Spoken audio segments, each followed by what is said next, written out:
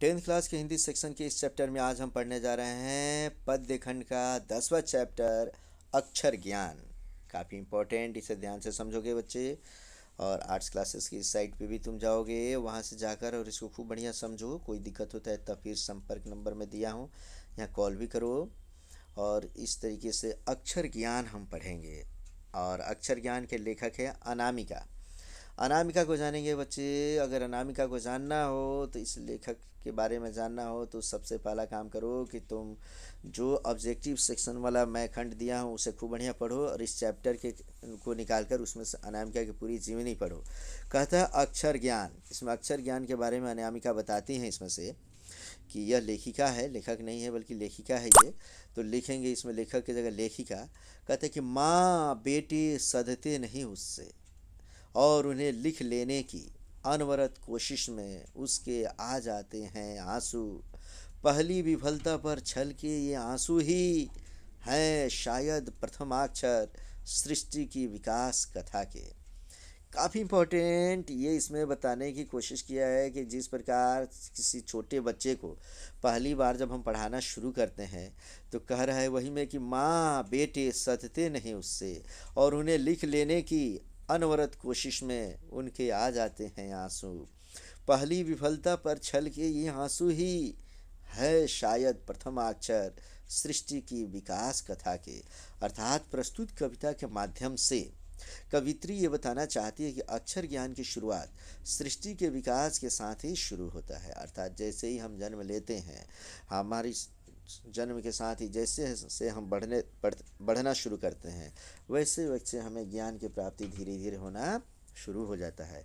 इसमें कहती है कवित्री कि जिस प्रकार जीवन की शुरुआत से ही समस्याओं और कठिनाइयों का सामना करना पड़ता है और कठिनाइयों में तब कर ही किसी व्यक्ति के व्यक्तित्व में निखार आता है, ठीक उसी प्रकार किसी बच्चे को अक्षर ज्ञान सीखने के क्रम में शुरू में परेशानी होती है। बच्चे के बार बार कोशिश करने पर भी सफलता हाथ नहीं आती है और अक्षर ज्ञान न सीख पाने के कारण बेटे की आंखों में आंसू आ जाते हैं। परीक्षा में पूछता है कि बेटे की आंख में आंसू क्यों आते हैं, तो बताता है कि कोई भी व्यक्ति क्यों ना हो, जीवन की शुरुआत में जब किसी कार्य को करना शुरू करता है तो उसे समस्या आती है। बच्चे को बढ़िया समझो उससे पहले।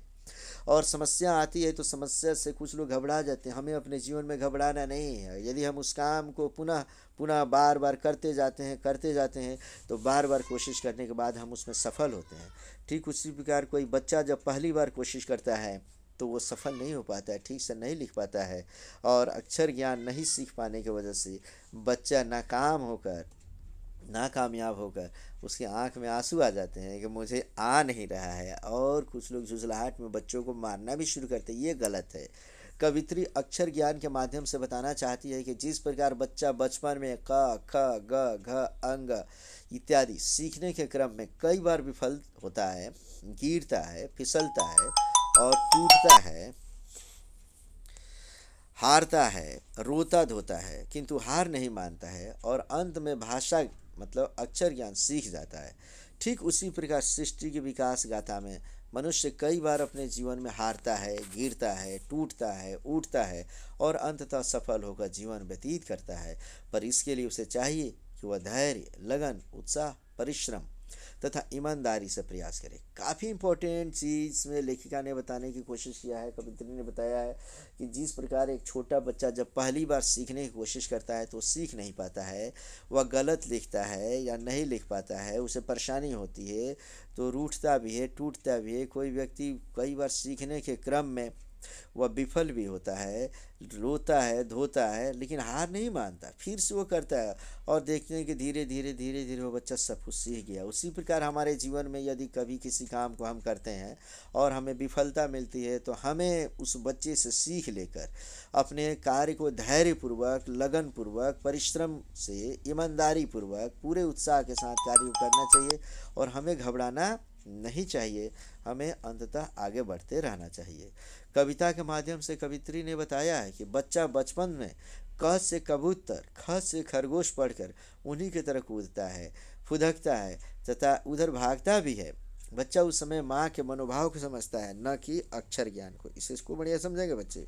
बचपन में जब माँ अपने बच्चे को बिठा कर अपनी गोद में जब पढ़ाती है क से कबूतर, ख से खरगोश, तो जैसे क से कबूतर कहते हैं, बच्चा कबूतर की तरह हाथ ऊपर करके उड़ना शुरू कर देता है। ख से खरगोश करने पर ज़मीन पर सरकना शुरू कर देता है।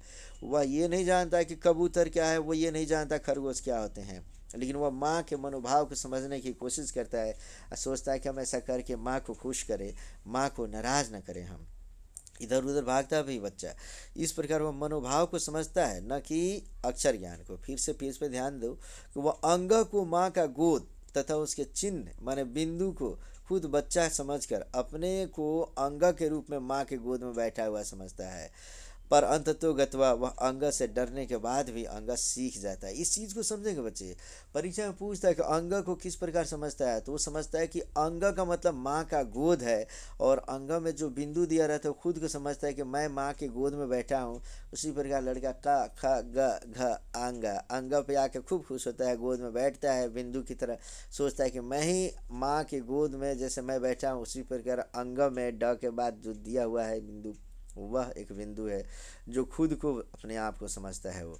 अतः कवित्री आशान्वित होकर यह सांत्वना देती है कि विफलता पर घबराना नहीं चाहिए। विफलता के पीछे ही सफलता की आशा छुपी रहती है, क्योंकि आशा माने विफलता ही सफलता की प्रथम सीढ़ी होती है। इस प्रकार इस चैप्टर के माध्यम से कवित्री ने बताने की कोशिश किया हुआ है कि जिस प्रकार एक छोटा बच्चा किसी अक्षर को सीखने के क्रम में कई गलतियां करता है, फिर भी वह अंततोगत्वा कई गलतियों के बाद फिर वो सीख ही जाता है, वैसे ही हमें अपने जीवन में कभी भी संकट आए, दुख आ जाए, दुखों का पहाड़ हमारे ऊपर क्यों ना आ जाए बच्चे, हमें उससे घबराना नहीं है। हमें मुकाबला करना है और हमें सीखना है, आगे बढ़ना है, कभी जीवन से निराश नहीं होना है। कायर होते हैं वे लोग जो अपने जीवन से निराश हो जाते हैं, और कई कायर ऐसे हैं जो आत्महत्या भी कर लेते हैं। उन कायरों में से वे लोग भी सबसे बड़े कायर होते हैं जो किसी आत्महत्या करने वाले व्यक्ति को बहुत अच्छा कहते हैं।